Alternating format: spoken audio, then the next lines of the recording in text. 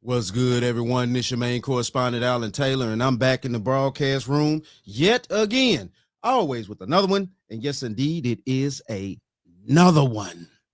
So as we move along in this time right now, Trump just signed a bunch of executive orders last night, things like that. It's going down. So now we got Chicago kind of amping up, getting ready. We already know Brandon Johnson over there. He's not going to cooperate. He's clearly stated these facts. He's not down for what Trump and Tom Homan's trying to do. And then we also going to see what's going on with Trump declaring war on the Mexican cartels. So yeah, we're about to dive off into this. Quarters, nickels, and dimes, people. Sanctuary cities, including Chicago, on our high alert as President Trump has promised raids on undocumented immigrants. So we are out in communities most vulnerable here in the city. And Asal Razai joining us live now. Asal, you're in Little Village, one of those vulnerable communities. And I know you're keeping warm in the car, but you're already talking to some community members who are out.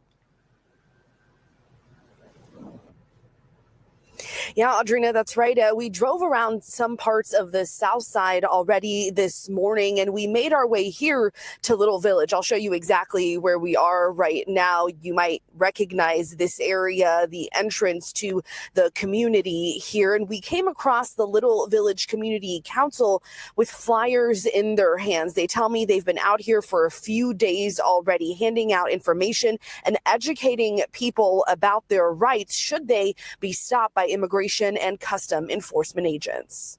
One of the main things is letting them know not to sign anything, not to say anything, not to answer questions, and stay quiet.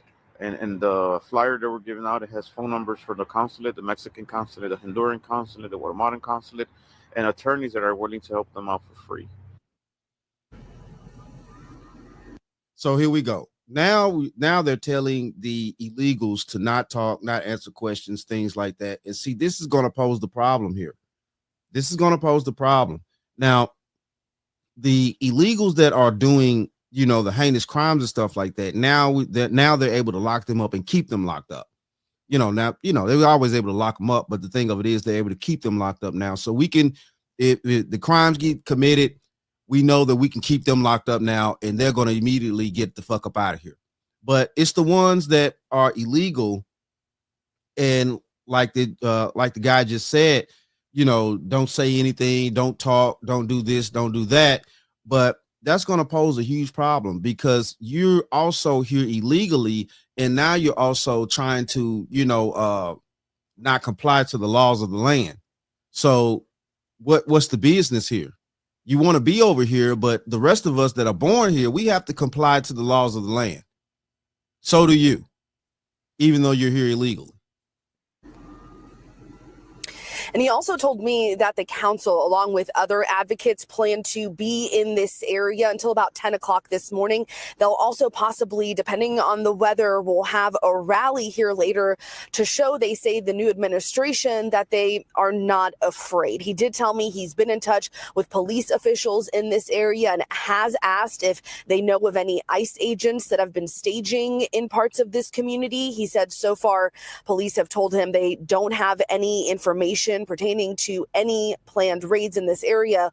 We'll, of course, continue to check back and bring you updates as they become available. Okay, so this is the deal here. I think that ICE also needs to put undercover agents out there. Hold on. So what the French toast is there to think about? Now, we do undercover agents and drug bust and a lot of other things that we do as far as, trying to capture criminals and things like that. Put some undercover agents out there that actually speak the languages. And, what I'm saying, you can see who's who. Now, listen, look. Now, I know. That's probably not going to sit well with a lot of you people out there on the thought process of that. But yeah, though, it is what it is, man. Shit, we put agents out for everything else. Why not that? All right, so let's keep going on the Chicago situation here. And there are lots of questions from city leaders in sanctuary cities as President Trump's immigration plan officially gets underway. By invoking the Alien Enemies Act of 1798, I will direct our government to use the full and immense power of federal and state law enforcement to eliminate the presence of all foreign gangs and criminal networks, bringing devastating crime to U.S. soil, including our cities and inner cities. Well, leaders in cities like Chicago doubling down, insisting that they will not cooperate with deportations. Chicago police saying state law does not allow them to aid immigration agents. So let's bring in News Nation's Alex Capriello, who is live for us in Chicago. Alex, Illinois Governor J.B. Pritzker has been outspoken against the president's new orders. What is he saying?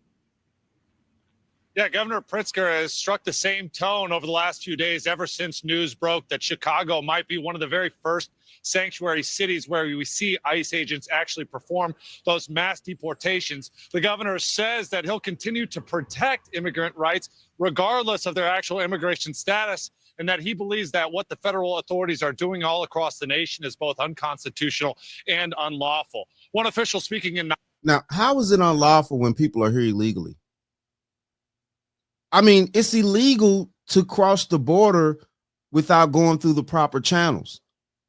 That's illegal within itself. So I don't understand why we having, listen, look, I get it, you know what I'm saying? But the thing of this is what was the pledge? Protect all American citizens, protect America, period, foreign and domestic, from criminals, things like that. See, no, we cannot sit here and allow these individuals to break our laws, but then let a natural born American citizen break a law. Then it's time to lock everybody up. What the French toast is that? It's time to lock you up if you're born here and you break the law.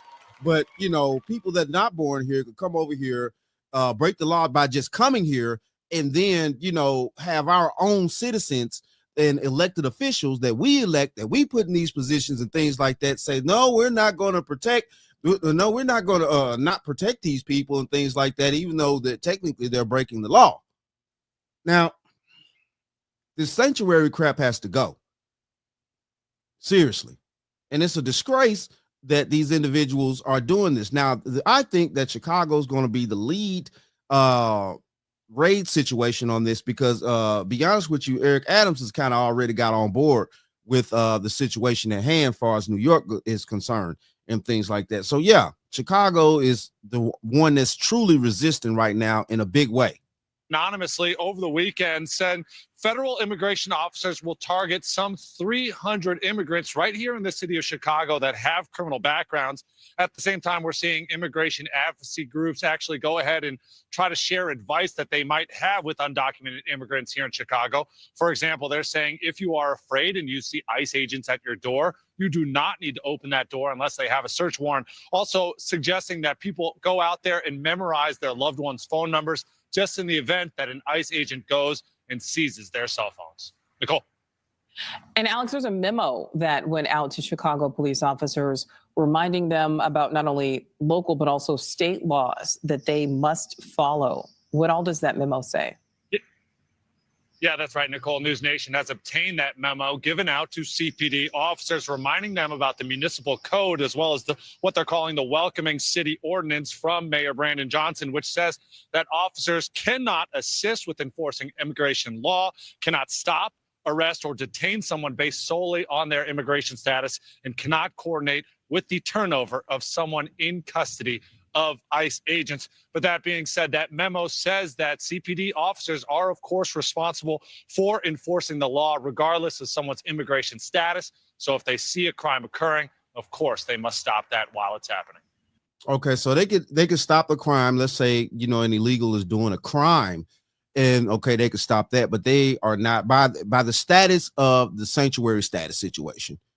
They can't actually, engage in helping, round up illegals, period, whether they actually committing a crime or not. And these are the laws that we've created for ourselves in this country. We created this sanctuary stuff. We as citizens of America, we created this sanctuary situation, and now it's backfiring on us, and everybody's in an uproar, and everybody else wants to sit around here and save, people that are here illegally, and it's dividing us. It's dividing us as a nation. You got elected officials talking about, we're not going to help ICE deport illegal people, even though they're here illegally. And then you got the other half of us talking about these people are here illegally. They're breaking the law. But then if I go out and steal a couple of candy bars from a store, you ready to lock me the hell up. So what the French toast is there to think about? So are we going to obey the laws of the land or not? But then we have this loopy law of sanctuary that it's a loophole in the legal system. Nicole. Thanks for watching. Okay. So, all right. That's that on that point. So we're going to dive off into the declaration of of the war on the Mexican cartels that Trump has declared. So we're going to dive off into this. Let's see what's going on here now. President's push for mass deportations has migrants deeply concerned on what is to come. Major cities like Chicago are anticipating massive immigration raids that could begin at any moment. Elected leaders say they will do anything they can to protect the many immigrant communities. Ripping those families apart, not acceptable to Americans. And we're going to stand up for them in the state of Illinois. We want folks to know that they can still send their children to school. Organizations like Illinois Coalition for Immigrant and Refugee Rights telling anyone who is scared, don't answer the door if ICE agents come knocking, and memorize loved ones' phone numbers in case your phones are seized. Meantime, a long-anticipated threat in the fight against drug cartels has become a reality. President Trump officially designating them as foreign terrorist organizations. This decision previously facing opposition from Mexican leaders.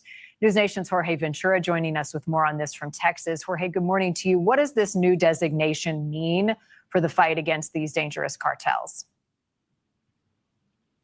Well, Marnie, good morning. Now, with this designation, Mexican cartels now will be joining a list of foreign terrorist organizations like Al-Qaeda and ISIS. It is a move that can actually make it politically easier for President Trump to send U.S. troops to Mexico without the approval of Congress. Now, this designation will target criminal organizations like the Sinaloa and the Jalisco New Generations cartels, which are involved in human trafficking, violent crimes, but also fueling the fentanyl crisis here in the United States. Now, under U.S. law, this designation does allow the U.S. government to freeze cartel money, ban travel, and punish anyone helping these criminal groups. Officials say that Mexican cartel operations across the border threaten U.S. safety and security. Now, Mexican leaders, including former President López Obrador and President Sheinbaum, are opposing the move, fearing that it could justify U.S. military action on U.S. soil. And when asked whether U.S. forces could be sent to Mexico when he was signing those executive orders, Marnie, Trump did say that it could happen.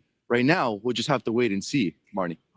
Okay, now my question is here, because I want to go back and I want to see these faces right now. My question is here. If these cartels are doing such things like that, human trafficking, drug trafficking, things like that, stuff like that, and they're doing it out of their home bases in Mexico, why aren't these two individuals right here, which are the lead? This is the ex-leader, the man right here. He's the ex-leader, and Sheinbaum is the new president of Mexico. Why aren't they, willing to help stamp out the Mexican cartels? Why aren't they willing to, just like how we did with the mafia in the, in the 20th century? Why, what the government did with the mafia in the 21st century, which tried to, get them out of the way, basically things like that. Why isn't Mexico officials trying to get rid of these cartels within their country? Now, this is a huge question here, which is bothering me. Why wouldn't you want to get rid of the crime? Why wouldn't you want to get rid of these entities that are out here, kidnapping and, terrorizing, people and trading them off for money and everything else? And also SA and a lot of other things that the cartels are involved in. Why wouldn't they want to get rid of the cartels? What is going on behind the scenes in the background to where they feel like it's a problem if the U.S. government is declaring war on the cartels when they should be declaring war on the cartels too to protect their people as well, right? I would think so. And what the French toast is there to think about? I mean, I would think so. I'm not sure. Maybe I'm wrong. Let's keep going. Have to wait and see, Marnie. Jorge, are there other groups that are targeted under this designation, or is it solely focused on the cartels? So in that new executive order, President Trump is also targeting MS-13, that's the Salvadoran gang, as a foreign terrorist organization, but also adding the Venezuelan gang Tren de Aragua. According to Borzar Tom Holman, who did speak with News Nation back in December, he says that Tren de Aragua gang is already active in 16 states. And here in Texas, the Venezuelan gang already has an active presence in El Paso, Houston, Dallas, and San Antonio. Now, according to President Trump, he says he will use the full and immense power of federal and state law enforcement to eliminate the presence of all foreign criminal networks here in the United States through the Alien Enemies Act of 1798, which does allow the U.S. government to round up foreigners who are citizens of a country that Congress has declared war on or has engaged in invasion. Now, President Trump on Monday also declared an official emergency on the southern border, saying, quote, cartels control vast territories just south of our southern border, effectively controlling who can and cannot travel to the United States from Mexico. Hundreds of thousands of Americans have tragically died from drug overdoses because of the illicit narcotics that have flowed across the southern border. For now, that the decision to intensify the battle against U.S. cartels will most likely get some pushback, Marnie, from President Claudia Sheinbaum, who says she does oppose it. And just about 30 minutes ago in her morning brief conference, she did say that Mexico is a sovereign nation, Marnie. All right, Jorge Ventura, thank you for that update. Thank you for watching. And I get that. I get that. Yes, sovereign nation, I understand. But I'm saying, though, too, why wouldn't Sheinbaum want to get rid of the cartels as well? Why wouldn't she want to accept the help to get rid of these types of people that are doing these type of heinous crimes to other people? Not even just Americans, but they're doing crimes to their own people in Mexico. So what is going on in the background that we're not seeing out here? What is going on? Who's getting paid? Allegedly. Allegedly. Because I have no proof, but I'm saying, though, too, why wouldn't you want to get rid of that type of, entity in your society that's doing these types of things?